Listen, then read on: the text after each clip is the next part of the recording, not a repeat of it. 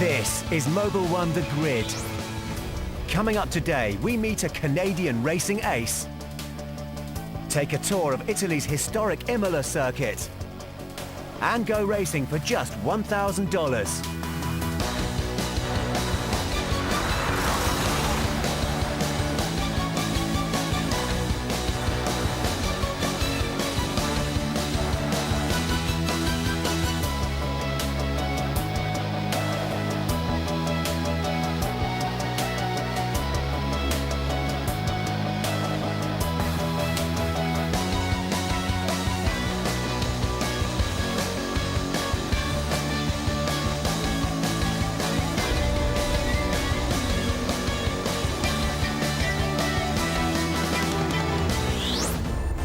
We get the engine started on today's show in the US with our tribe story as we discover how to go racing on a budget with the San Diego Grand Challenge.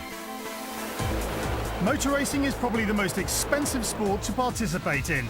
In recent years, some Formula One teams have run budgets in excess of $400 million. In top fuel drag racing, a single run will set you back $3,000. That's for around 5 seconds of race time. So imagine a series where the budget cap is just $1,000.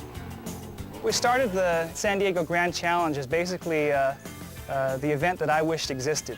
It's a down economy. A lot of people are giving up their weekend racing. So I came up with this crazy idea to put together some junkyard cars or go rescue that old beater in the neighbor's yard and do it for $1,000 or less. They inadvertently built this series for me. I've been the world's cheapest race driver my entire life. It is very cheap, and it's a fun way to go racing, and it's a way that you can have good competition without having to spend a ton of money. The $1,000 budget is the rule that makes it even.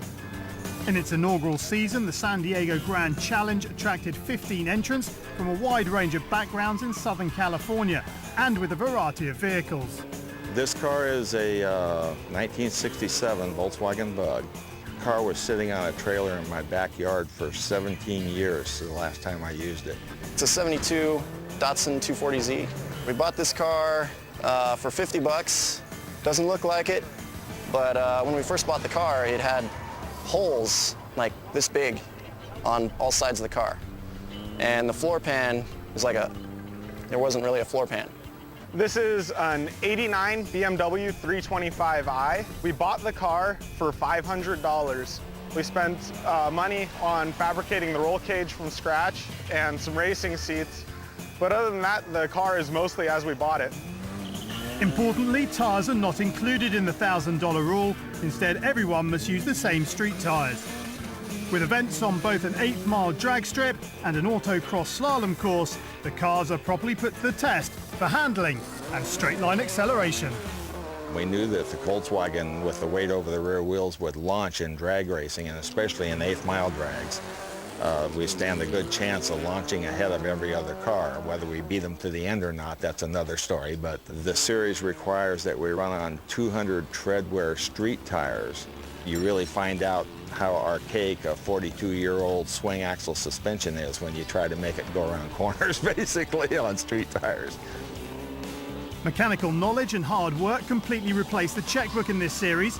Full-time mechanic Jason Goen even resurrected an old turbo to run his Datsun 240Z for the drag events and came up with an innovative solution to improve the setup for the autocross.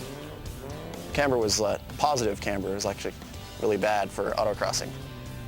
So we had to drill holes in our subframe, new holes, and move the lower control arms out to get more camber.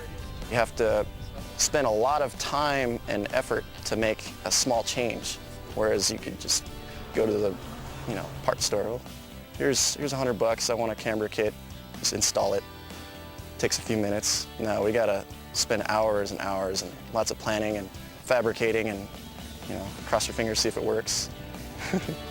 After 7 events, the Screaming Yellow Zonkers and Team Kart were tied for the lead in the title race, so there is no doubt at all that everybody got their money's worth. It's all about love of the sport. Money doesn't matter. You can't buy your way to victory here. You have to work your way to it. We're testing mechanical skill, ingenuity. We're testing your ability to scrounge parts out of the junkyard. that hard limit of budget really takes the check wrench, as they call it, out of the equation. It's mano a mano.